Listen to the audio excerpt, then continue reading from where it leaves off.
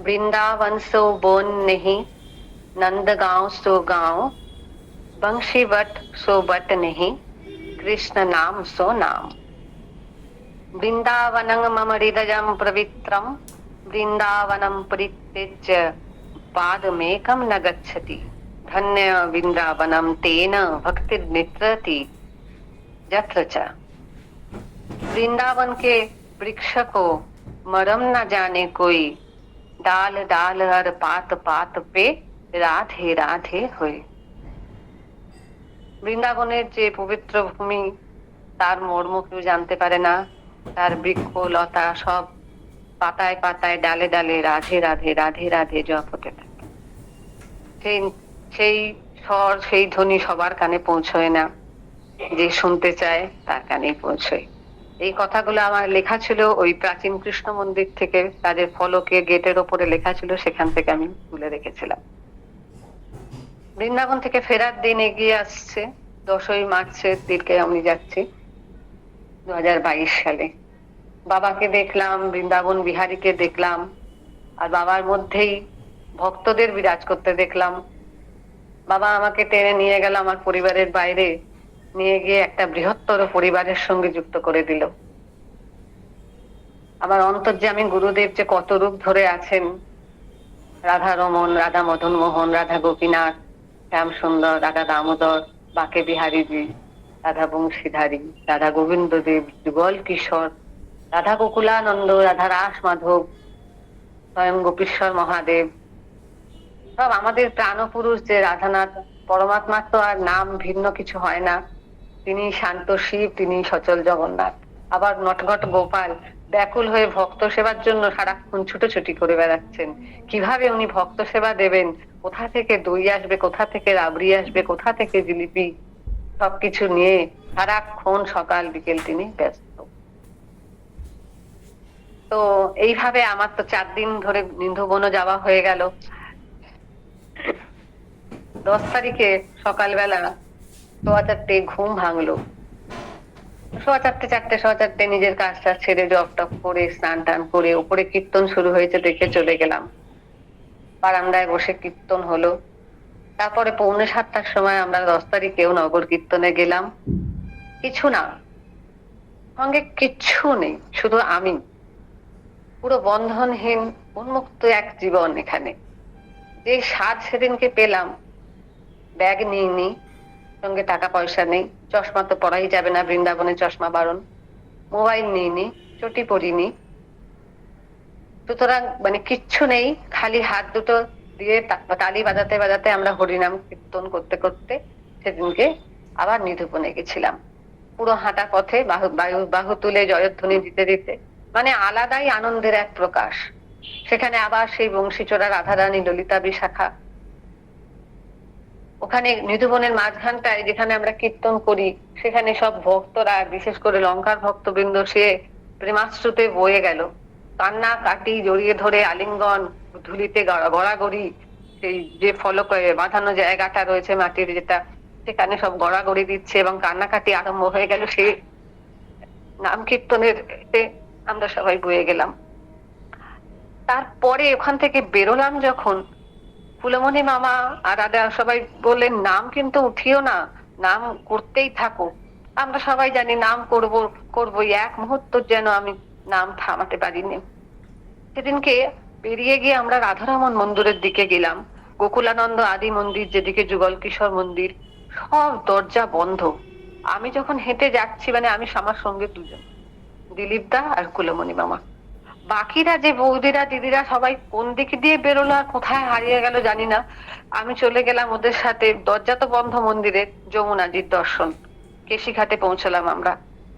আর কুলমণি মামার হাতে বোধহয় ওই খোল ছিল, আর ছিল, কীর্তন করছিল তো, দিলীপদার হাতে করতাল, আর আমার তো কিছুই নেই হাতে, পয়সাও নিয়ে আসেনি যে টোটো করবো বা কিছু। কেশিঘাটে পৌঁছে যমুনাজির দর্শন করে উপর থেকে প্রণাম করে ধুলো নিলাম মাথায়, রজত তুলে নিলাম। তারপর আকাশ বাতাস মানে চলে তো এলাম, কিন্তু যমুনার জল, এক ঝাঁক পাখিরা সব উড়ে বেড়াচ্ছে, নদীর জলের দিকে নেমে গেল তারা, সবকিছু যেন একসাথে বলে, মানে একই এতে আমি সবাইকে বলে এলাম এবারের মতো বিদায়। আবার যেন রাধা রানীর কৃপায় আমি আসতে পারি, বাবা যেন আমাকে একটু কৃপা করেন।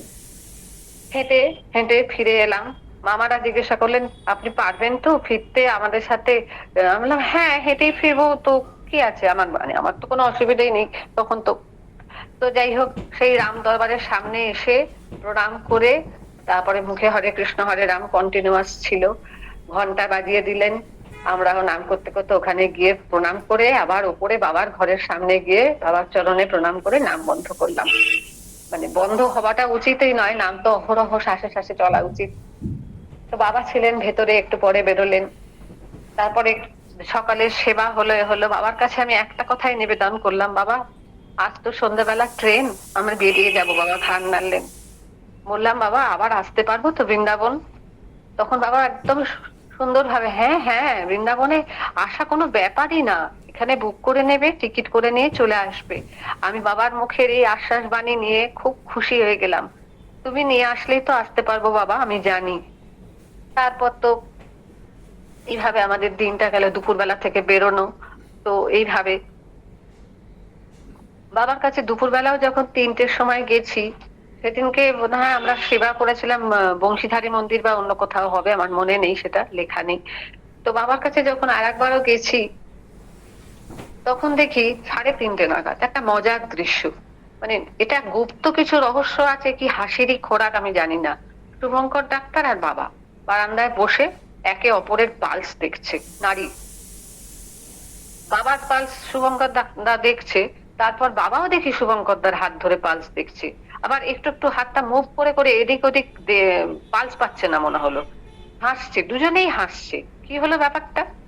তারপর পেলেন নাকি বাকিটা আমি বলতে পারবো না। আবার শুভঙ্কর দা বাবার হাত ধরে পালস দেখার চেষ্টা করছে। একটা বিশাল একটা কৌতুক হলো। আমি তো দূর থেকে দেখলাম, আবার প্রণাম টনাম করে নেমে এলাম, কারণ তখন 3:30 প্রায় বাজে, বেরিয়ে যেতে হবে। কটায় ট্রেন ছিল আমার মনে নেই, যাই হোক এইভাবে আসা।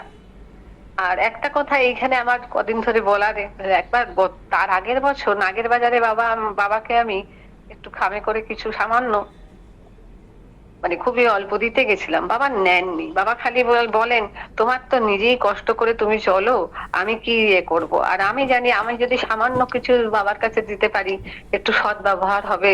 হ্যাঁ, তো বাবা সেদিনকে একাদশীর দিন ছিল, গণেশদার বাড়িতে একটা 100 টাকা নিয়েছিলেন আমার কাছ থেকে, তো দানে দেয়া হবে কোনো মাকে। তো তখন আমি জানতাম বাবা 100 টাকা নিলেন মানে 100% দিলেন, আমি তৃপ্তি পেয়ে গেলাম মনে। আবার বৃন্দাবনে গিয়েও আমি কিছুটা ওই 3-4 হাজার টাকার মতো, মানে আমার তো খুবই কমে, তবু একটা কাগজের টুকরো বাড়িতে রেখে রেখে রেখে রেখে আমি সামান্য করে করে জমিয়ে রাখতাম। তো সেটা বাবার চরণে দিতে পারলে যে সদ্ব্যবহার হবে। বাবা সেদিনকে একটা খামে নিয়ে এরকম উপরে বারান্দায় উঠছি বৃন্দাবনে, বাবার কাছে মনে মনে প্রার্থনাই করে যাচ্ছি, ওম গুরু তব কৃপাহিকে, বললাম ফিরিয়ে দিও না তুমি আমাকে, এই মানে একটু যদি গ্রহণ করো, আমার আমার মনে তৃপ্তি পাই। তো বাবা সেদিন খামটা কিন্তু কোনো প্রশ্ন করেননি আমার কাছ থেকে, বাবা নিয়েছিলেন। এই মাঝখানে 4-5 তারিখে কোনোদিনও হবে, হ্যাঁ, বাবা সেদিনকে নিয়ে ভেতরের পকেটে রেখেছিলেন। মানে গুরুর কৃপা, বাবার কাছে যদি আন্তরিক ভাবে প্রার্থনা করা যায়, সেটা তিনি গ্রহণ করেন এবং পূর্ণ করেন আর কি, মনের আশাটা। এইভাবে সেদিন মানে বৃন্দাবনের যাওয়া এবং বৃন্দাবনের পুরো ভ্রমণ বাবার কৃপায় আমার খুব ভালোভাবে সম্পন্ন হয়, খুবই আনন্দ পাই। তো এইভাবে ট্রেনেও যখন ফিরছি, ট্রেনেতেও আমাদের খানিকটা বাবার কথা হচ্ছে, সৎসঙ্গই হয়ে যাচ্ছে খানিকটা ট্রেনে। কে বলছিলেন একজন, শুভঙ্কর দা, গোপাল, গণেশ দা, আমাদের সাথে অনেক দিদিরা, এরা সুব্রত দা, সবাই একই ট্রেনে আমরা ফিরছিলাম সেদিনকে, শুভ্রা কাকিমা, হ্যাঁ সবাই ছিল। তো বাবার কথা বাবা বলেছেন, খুব ইম্পর্টেন্ট একটা কথা, সব সময় ভগবানের নাম করো, নইলে অভ্যাস না থাকলে শেষ সময় মনে আসবে না, মুখে আসবে না নামটা। তাই রাধে রাধে বলো আর হাসির মুখে থাকো। Speak no evil, hear no evil, see no evil. সেটা ওই 3টে বাঁদরের গল্প টাইপের হয়ে গেল আর কি। এটা বাবারও কথা, কোনো কোনো যেন অসৎ কথা মনে না আসে। তা যাই হোক, এইভাবে আমরা সোন নদী পেরিয়ে এলাম, করলাম। আর একটাও কথা হলো, এটা ডক্টর শুভঙ্কর দা বলেছিল, বাবারই কথা টাইপের, কিন্তু ওর কথা শুনে আমার খুব ভালো লেগেছিল যে জীবনের একটাই রুল। কি রুল? অন্যদের কোনো ক্ষতি না করা, অপরের কোনো অসুবিধা না করা, সে যেন আঘাত না পায় আমার দ্বারা বা আমার এই শরীরের দ্বারা, আর কারোর যেন অহিত না হয়। তাহলেই আমার এই শরীরের মধ্যে যে ভগবান আছেন সে আনন্দ পাবেন। সেটাই হলো অভ্যাস। কথাটা এত ভালো লেগেছিল তাই আমি লিখে রেখেছি। জয় বাবা শিবানন্দ। এইভাবে আমার বৃন্দাবনের রেস শেষ হলো। আমি কালকে আমার সবচেয়ে পুরনো একটা বই আমি পেয়েছিলাম বেহালায়, বাবার একটা হলুদ রঙের মলাটের বাবার বড় ছবি দেয়া 2008-এ পেয়েছিলাম, যখন আমি দিল্লি থেকে এসছিলাম।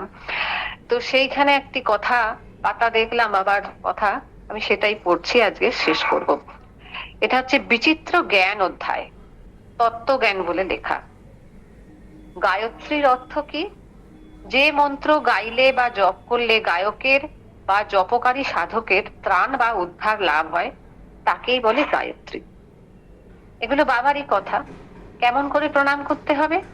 প্রণাম করবার সময় কখনো মাটিতে মাথা লাগানো যাবে না, এর অন্যথা হলে দেবতা অভিশাপ দেবে। সর্বদা কোনো আসন, কোনো বস্তু অথবা হাতের উপর মাথা রেখে প্রণাম করতে হবে। লিঙ্গের অর্থ কি? আকাশী লিঙ্গ, পৃথিবী হলো তার আসন। ভক্তি কাকে বলে? সমস্ত অভাব বর্জিত অখণ্ড আনন্দ স্বরূপ সচ্চিদানন্দ রসময় ভগবানের প্রতি প্রতিটি ইন্দ্রিয়ের একাত্মীভূত অবস্থার প্রবণতাকে ভক্তি বলা হয়। আসক্তি কাকে বলে? অভাবের বশে প্রাকৃত পদার্থের প্রতি ইন্দ্রিয় সমূহের টানকে আসক্তি বলে। সুখ শান্তি কিভাবে লাভ করা যাবে? জ্ঞান কর্ম ভুলে, কামনা বাসনা ভুলে, সুখ দুঃখ ভুলে, ধর্মাধর্ম ভুলে, ধন ঐশ্বর্য ভুলে, স্ত্রী পুত্রকে ভুলে নিজেকে চিদানন্দ স্বরূপ সাগরে ডুব দিতে পারলেই সুখ শান্তি পাওয়া সম্ভব। কাম, নিজের ইন্দ্রিয় সমূহের তৃপ্তির জন্য কার্যানুষ্ঠানকে কাম বলে। ব্রহ্ম কি? যা বাক্য আর মনের অগোচরে বিরাজমান তাই হলো ব্রহ্ম। বাবার এই জ্ঞানের কথা বইতে লেখা ছিল, আগে পড়িনি বা খেয়াল করিনি, আজকে সেইটা পড়ে কাল সন্ধ্যাবেলা আমি খুব আনন্দ পেয়েছি। এটা আমি আপনাদের মধ্যে বিলিয়ে দিলাম। প্রণাম নেবেন। হরি ওম তৎসৎ। শিবগুরু নারায়ণ সমর্পয়ামি। হরি ওম তৎসৎ। জয় গুরু, জয়। প্রণাম।